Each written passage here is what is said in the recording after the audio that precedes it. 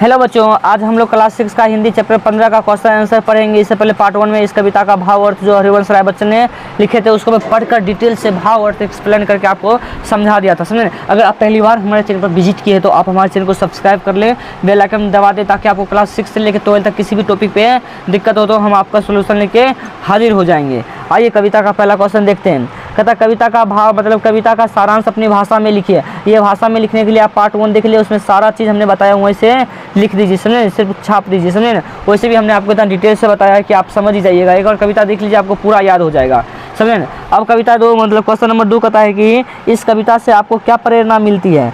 कहिएगा प्रस्तुत कविता भूल गया है क्यों इंसान से हमें यही प्रेरणा मिलती है कि ईश्वर ने सारे मानव को समान बनाया है। प्रकृति सबको समान रूप से धूप, हवा, जल आदि प्रदान करता है, तो हम मानव एक दूसरे से घृणा और द्वेष क्यों करते हैं। समझे, इसलिए कभी लोगों को सबको समान दृष्टि से देखने तथा उसके साथ समान व्यवहार करने की सलाह देता है। और 3 नंबर कहता है कि भाव स्पष्ट कीजिए। क्या कीजिए, भाव स्पष्ट कीजिए। देश अलग है, देश अलग हो, वेश अलग है, देश अलग हो, यहाँ बेसे होगा, बेश अलग हो, मानव का मानव से लेकिन अलग न अंतर प्राण हो। भाव का सौंदर्य कहता है देश अलग हो तो रहे, वेश अलग हो तो रहे, इनके बावजूद मानव के हृदय तो समान रूप से धड़कता है, अतः मानव को मानव से अलग नहीं रहना चाहिए। ये को हो गया 3 का। अब ख नंबर देखते हैं।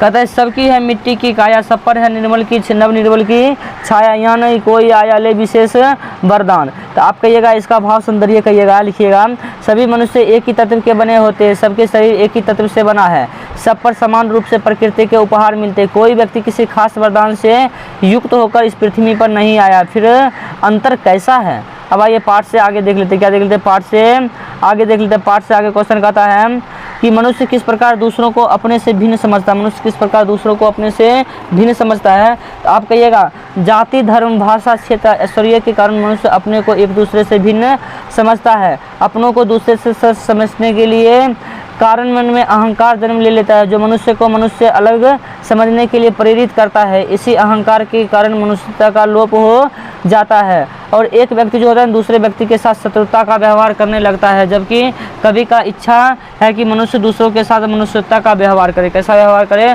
मनुष्यता का व्यवहार करे। अब आइए 3 नंबर क्वेश्चन देखते हैं। कहता अलग अलग देश, अलग अलग वेश के बावजूद भी हर मनुष्य एक जैसा है, कैसे।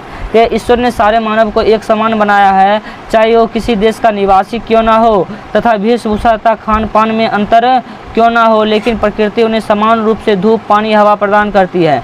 सबकी हृदय में ईश्वर समान रूप से निवास करता है। एक मानव से दूसरे मानव को भिन्न रूप में देखना मानव की स्वार्थ की देन है, जबकि सारे मानव एक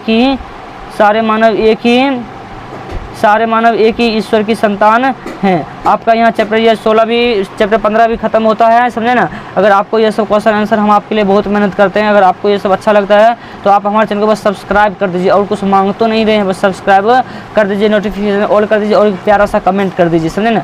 वीडियो देखने के लिए धन्यवाद।